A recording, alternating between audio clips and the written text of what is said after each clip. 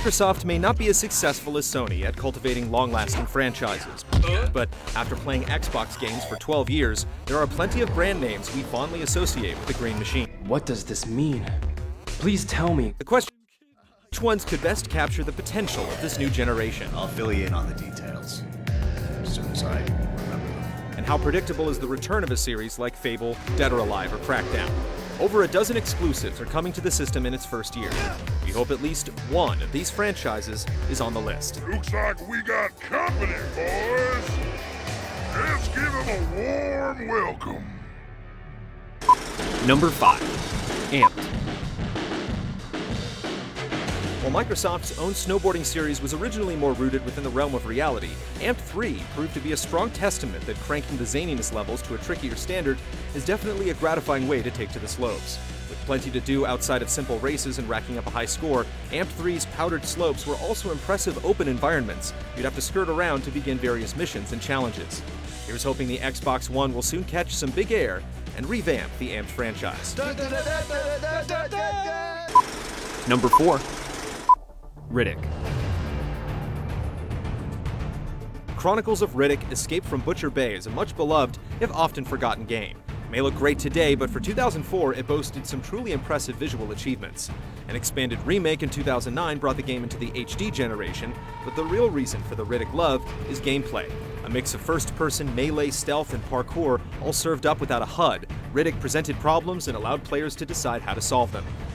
If a game on the old-school Xbox can do that, we want to see what the series can do on the Xbox One.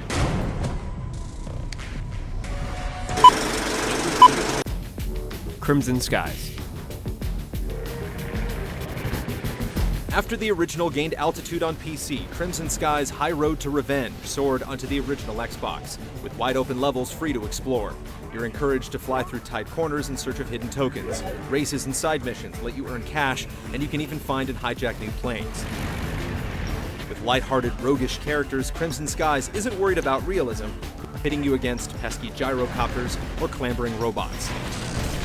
Plus, dogfighting over Xbox Live was a blast. Get off of my cloud. It's perhaps the last great fighting game we've had our hands on. And after a decade on the ground, it's time to bring it back.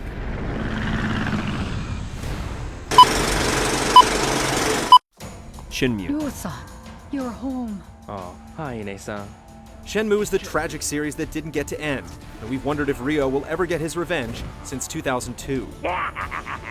Don't you dare touch her. Though many of the series' well-known eccentricities are nothing more than jokes, like sailors and forklift racers, we still wonder how Shenmue's grand ambition would fare in HD. The goal of the series was always to immerse players by letting them interact with as much as possible, and with the power of next-gen consoles, that vision would be more fully realized. It's a pipe dream, sure, but good God, do we really want to track down Lan Di? And if Microsoft did it once before, Hussein Lightning can't strike twice.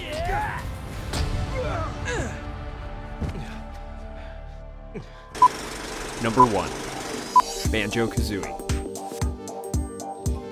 The original Banjo-Kazooie further labeled the Nintendo 64 as a platformer's paradise, and its sequel was warmly received. Colorful and quirky, they were co-op puzzle games you played by yourself, alternating the two furry leads and their exuberant abilities.